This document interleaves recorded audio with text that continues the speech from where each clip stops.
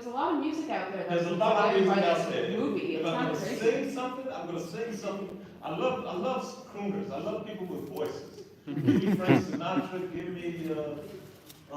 me. Dean Martin. No, don't start Steve Martin. What's his name?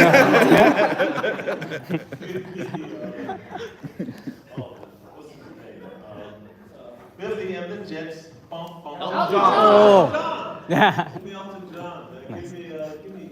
I just like crooners. I like Tony Bennett. There's so many. Well, now you gotta listen to My Chemical Romance. I saw the who's that? God.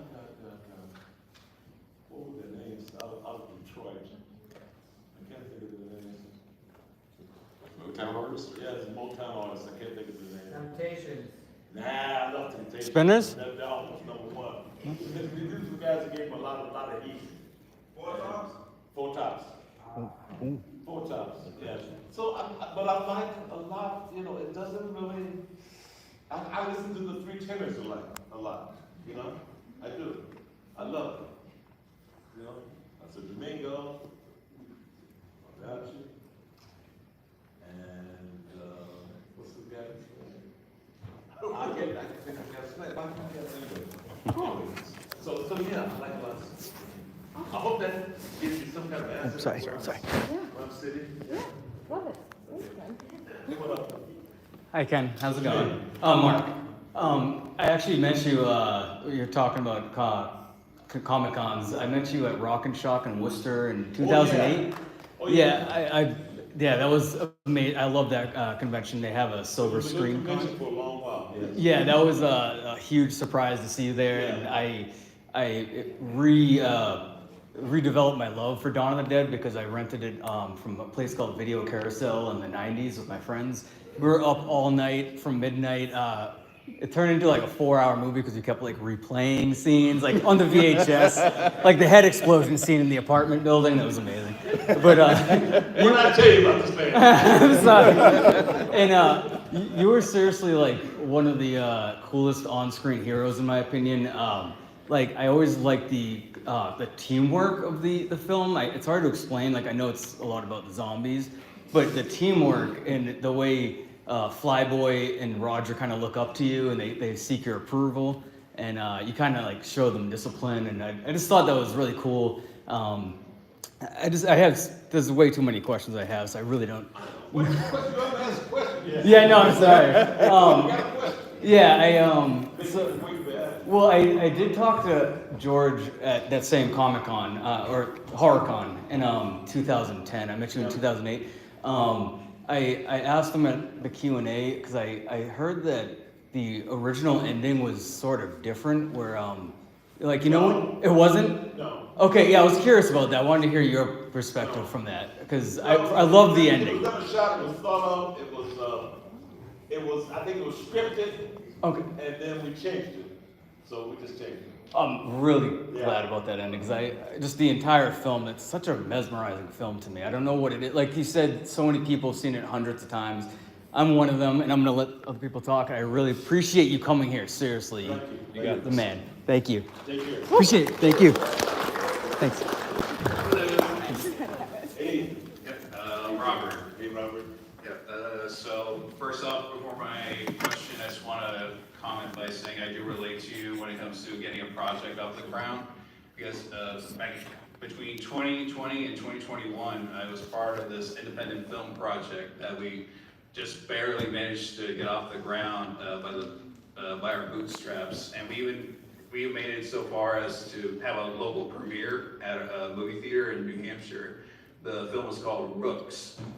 And I was part of the behind the scenes team. I was an audio technician, and I even filmed some of the scenes with my iPhone, actually. So I know that it's such an emotional moment when you finally see your project come to fruition. Especially during that premiere, I saw one of the shots that I filmed with my iPhone on the big screen, and there was just no other feeling like it. So, like I said, I do relate. And Thank you for sharing that with us. Yeah, go ahead. so, one behind the scenes fact that, thanks to you, I learned was your relationship with Dwayne Jones, who plays Ben in the original Night of the Living Dead. And so like, this is a two-part question. I was wondering how close was your relationship with him? And if it was close enough to the point where you guys joked about you outlasting him in a zombie movie. We never talked about that.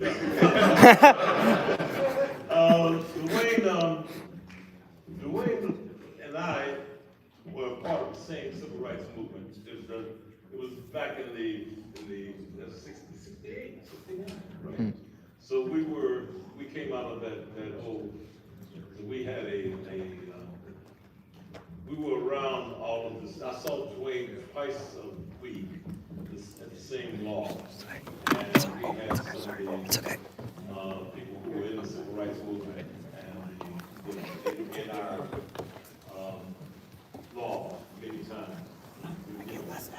Every Sunday, and somebody would be a guest speaker. And we had everybody, we had everybody you could imagine. It was involved with the movement, as they call it, the movement. And so Dwayne and I were there every Sunday, and then we were there during the week sometimes. But we saw each other. Right. So we were one of the greatest days of the most fun I've ever had in my life. One of the days was with Dwayne Jones, and that was because it was an interesting day. Great people, I was around great people all day. One of those magical days where everything goes right and you're laughing and feeling good, talking to people, you're being around people who are very creative and with great personalities and flamboyant at the same time. And you've got circumstances that keep you together and the new adventures. Somebody getting arrested by the FBI across 50 yards from us. There was smoking pot behind us. There was people drinking wine and people were eating pumpkin pie with spoons all together, ice cream. All that in that day, that one day. It's a great marvelous day. I could just go on forever talking to you about that day. Because there were so many other things that happened. But that gives you an idea of just some of the things that were happening during that day that were crazy. Met some wild people. Great day with Dwayne Johnson. We were very close.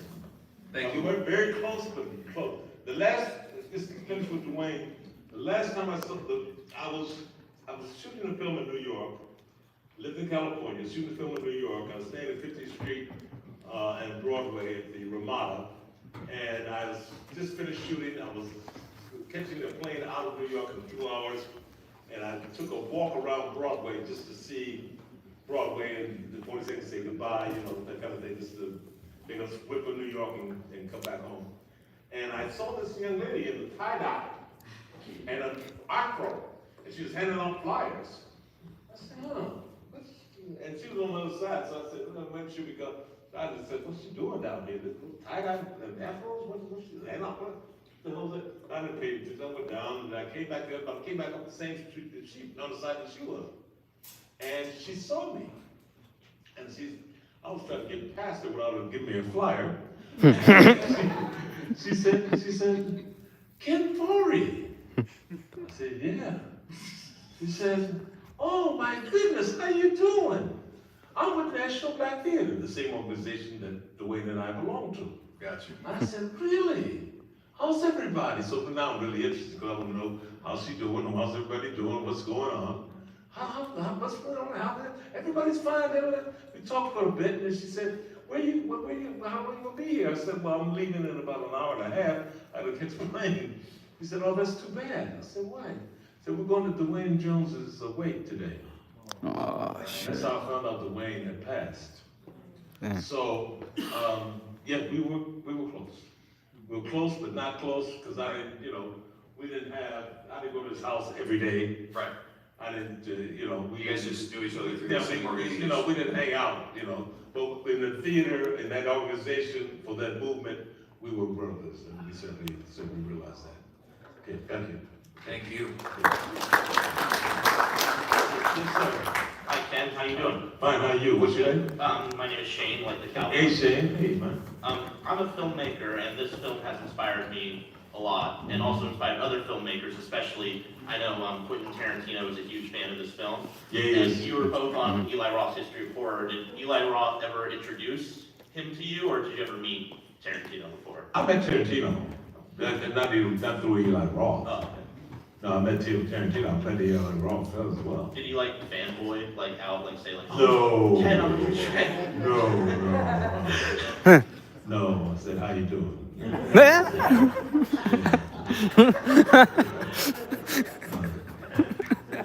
Well, he's a great director. You know that he actually listed Dawn of the Dead on his acting resume for years, even though he wasn't in it. I know. He listed himself as one of the bikers. Some people are great fans. Yeah. And so yeah, that's all my question that I have to ask Okay, thank you. today. Thank you so much. Yeah. Have a good night. Good question. Thank you. Yes, sir. Hey. My name is Ethan. I'm just curious, Hey. you started in theater and then you moved on to TV and film. Do you prefer doing, say, a couple episodes of like a TV show that you did versus going to a larger budget movie or a lower budget movie, or what do you prefer, really? The best job you can have in my business is a sitcom. Because you're in one set, in a sound stage, mostly you may have some outside, but mostly in a sound stage. And you're shooting, you come in at 8 o'clock Monday, you read through the script with the writers, the writer table read, and the director and producers, and you read through it, and you go out and you rehearse sometimes for a couple hours, and then you go home. Then you come back the next day, and you may rehearse for a few hours, and you go home. Then you come back the third day, you might have a full rehearsal, kind of get it, and then you go home. And the fourth day, you shoot for cameras. Fifth day, you shoot for cameras again, and then you go home. Let you do that every week. So that's the best job you can have in terms of having a life. Okay. If you wanted to creatively, yeah. There's nothing like being on stage. There's nothing like it because it's instantaneous. You can't cut and reshoot. You take another take at it. It's whatever happens there is going to happen. The audience is with you, so you feel them. You bring and if you're really doing what you're supposed to do as an actor, that audience becomes a part of what you're doing. Understand?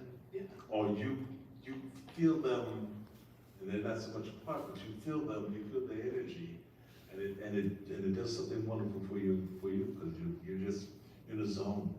You're working your character. You're doing all the work you're supposed to do.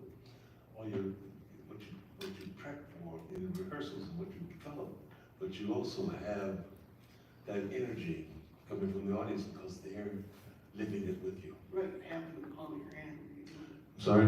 You have them in the palm of your hand when you're on stage. Kind of. I don't know, palm in your hand. It's more that you know how you can sense someone watching you from behind? There's a sense that you have, where you can feel that the audience is with you.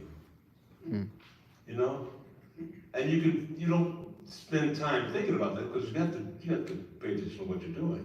It's important that you're staying true to the material, but still there's a connection, and that audience kind of looks like a heart beating, constantly follows you through every scene, every moment. If it's good, it's good. So that's the most, creatively, that's the most satisfying, I think. I think you can get the same thing with film, but again, film, you can get it from doing a great scene in film. and you get it from the actor and the director, an actor working with you, and being with you, and you connecting and doing, you're both accomplishing something wonderful. Some magic happens there as well.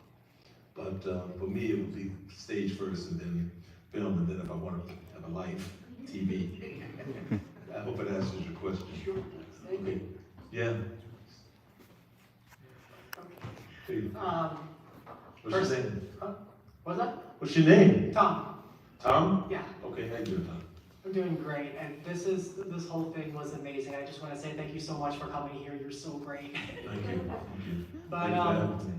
I'm not exactly sure how to phrase this question, but I wanted to ask, because horror as a genre is so, I don't know what the word is, but it's so as a means to commentate on things. As obviously Dawn of the Dead is very obviously about consumerist culture, Night of the Living Dead, and then Day of the Dead with its with the militarization of government, things like that. But also how horror can uplift other people and other people, communities and things like that. I wanted to know what your opinion was on how horror can be used as a means to kind of change the world.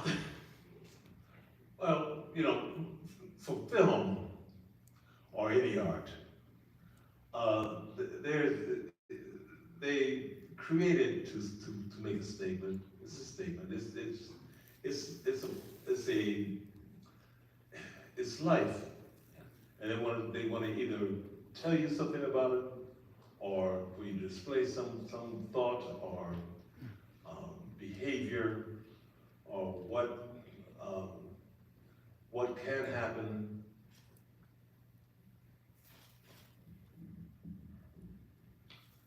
There are a lot of films and a lot of stage, well, in almost any film, any stage play that you're in, they're going to certainly deliver a message. It's always going to happen. And it may be subtle, it may be sometimes a little harsh, or pounding too much, but it's always going to be something. And I think that horror does the same thing. I don't think, slasher movies, what's the message? I mean, Slumber Party Massacre isn't that No important. message. We want to see blood, we want to go make you jump out of your seat, we want to see you die. It's just not much of a message. But for,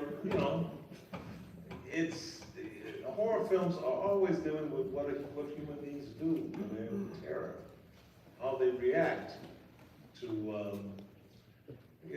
you have different horror films that are subtle. Some are I think, what's her name from Australia? Married to Tom Cruise for a while. Nicole Kidman. Nicole Kidman, I think she had one. Are you talking about The Others? Yeah, the others, very subtle. The one with the Where they thought they were. the one with they hired the babysitter to come and watch their son who was a doll. Oh, the that? And the doll. Yeah. You remember that? It's pretty much something. They're putting you in a situation. They say, how do you react? And what's the situation? Is it going to be? Or could it be like?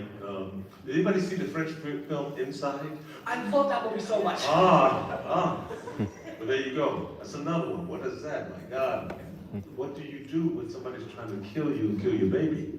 Because they want, and is jealousy. I mean, how do you react? So there's always a message of human behavior, human wants, needs, frailties. It's all there. They're gonna touch on it. I mean, they do that in Dawn of the Dead. They did it in Night of the Living Dead. You say all films are the same. It's humanity. It's a piece of who we are, what we do in a certain situation, how we react, what would we do, and the creative ones make it very complex sometimes, and they throw twists that you don't see coming sometimes, which is great, which is pretty ingenious. I've had what was the one with Woody Harrelson, and it wasn't a horror film. It was Woody Harrelson and the four people that do the magic.